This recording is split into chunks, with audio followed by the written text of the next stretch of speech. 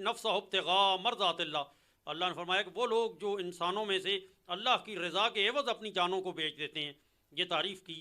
اس کا پس منظر یہ ہے کہ حضور سید عالم صلی اللہ تعالیٰ علیہ وسلم نے شب ہجرت ان کو اپنے بستر پر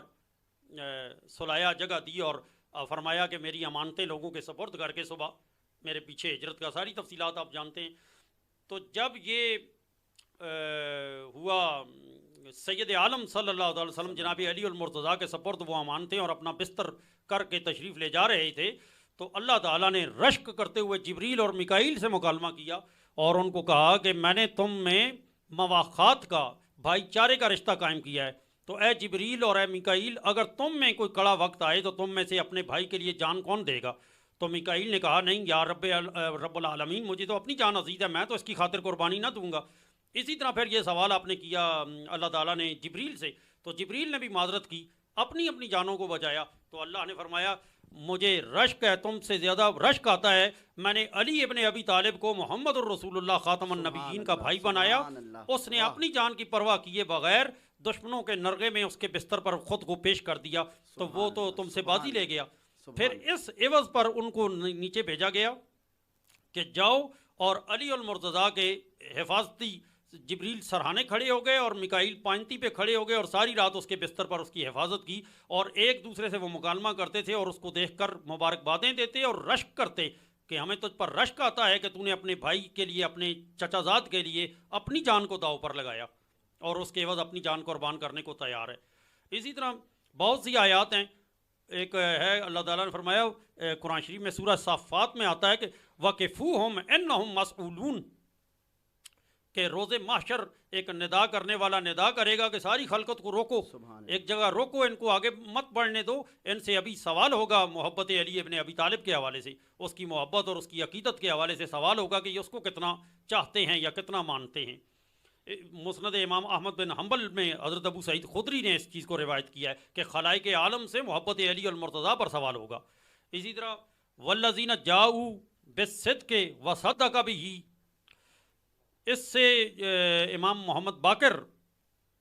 جو ائمہ تطہیر میں سے ہیں، امام محمد باقر رضی اللہ تعالیٰ عنہ وہ علیہ السلام،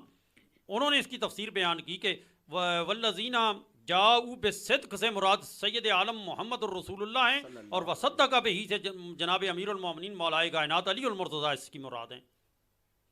اسی طرح وَكَفَى اللَّهُ الْمُؤْمِنِينَ الْقِتَالَ وَكَانَ اللَّهُ قَوِيًّا عَزِيزًا، حضرت عبداللہ ابن مسعود سے روایت ہے کہ یہ آیت جب نازل ہوئی تو اس کو ہم عہد رسالت میں اس طرح پڑھا کرتے تھے کہ وَكَفَى اللَّهُ الْمُؤْمِنِينَ الْقِتَالَ بِعَلِيٍّ وَكَانَ اللَّهُ قَوِيًّا عَزِيزًا۔ تو یہ ان کے فضائل، ان کی کمالات قرآن شریف میں جگہ جگہ موجود ہیں، آیت مودت ہے، آیت تطہیر ہے، آیت مباہلہ ہے، کس کس کو انسان جو ہے وہ ڈسکس کرے یا اس پر بیان کرے، وہ بڑی شان اور عظمتوں کے حامل اور مالک شخصیت تھی۔ ایک بات مجھے یاد آئی کہ جناب علی المرتضیٰ اور ان کے چچا جناب عباس ابن مطلب اور ایک صحابی حضرت طلحہ، تینوں صحن حرم میں بیٹھے ہوئے اور ایک اپنی کمالات پر اور اپنے فضائل اور خوبیوں پر، نیکیوں پر رشک کر رہے تھے۔ تو عباس نے کہا کہ میں تو سقایا حجاج ہوں، حاجیوں کی خدمت کرتا ہوں، ان کو پانی پلاتا ہوں، ان کے لیے جو انتظام ہوتے ہیں آرام کے اور انتظام و انصرام کرتا ہوں، تو میری جو ہے مجھ میں اللہ تعالیٰ نے یہ کمال دیا۔ تو طلحہ نے کہا کہ میں مجاور کعبہ ہوں، کلید بردار ہوں، بیت اللہ کی چابیاں ہمارے پاس ہیں، تو ہمارا بھی بڑا شرف ہے، اللہ نے ہمیں بھی بڑی خوبی دی۔ تو جناب علی المرتضیٰ نے ارشاد فرمایا کہ میں رسول اللہ کے ساتھ نماز پڑھنے والا ہوں، اول نماز، جس وقت رسول اللہ صحن حرم میں نماز ادا کیا کرتے تھے، اور ان کے ساتھ جہاد کرنے والا ہوں۔ تو جب انہوں نے یہ فضائل بیان کیے تو اللہ نے ان کی تائید میں آیت نازل کی اور ان کو مخاطب کرتے ہوئے کہا اجعلتم سقایۃ الحاج و امارۃ المسجد الحرام کمن آمن باللہ والیوم الآخر وجاہد فی سبیل اللہ لا یستوون عند اللہ، کہ تم میں سے وہ بندہ جو، کیا تم سمجھتے ہو کہ جو حاجیوں کو پانی پلا دیے یا مسجد الحرام کی دیکھ بھال کر لی تو اس شخص کی مانند ہو سکتا ہے جو اللہ اور آخرت پر ایمان لایا اور جس نے جہاد فی سبیل اللہ کیا؟ وہ اللہ کے نزدیک تم میں سے برابر اس کے نہیں ہو سکتا کوئی۔ سبحان اللہ، سبحان تو اللہ ان اصحاب رسول کو بھی اس میں ان کی فضیلت کا شرف جو علی المرتضیٰ کا ہے یہ اس کی فوقیت جتلا رہا ہے. تو قرآن شریف میں منصوص علی المرتضیٰ کے فضائل اور کمالات کا ذخیرہ ہے. حدیث شریف کا ذخیرہ تو اپنی جگہ ہے. جو لوگ ہمارے ہاں معترض ہوتے ہیں کہ حدیثیں ضعیف ہیں یا راوی کمزور ہیں یا ان میں کوئی اشکال اور ابہام کا پہلو تلاش کرتے ہیں، تو قرآن شریف پر تو سب کا اتفاق ہے. قرآن شریف نہ تو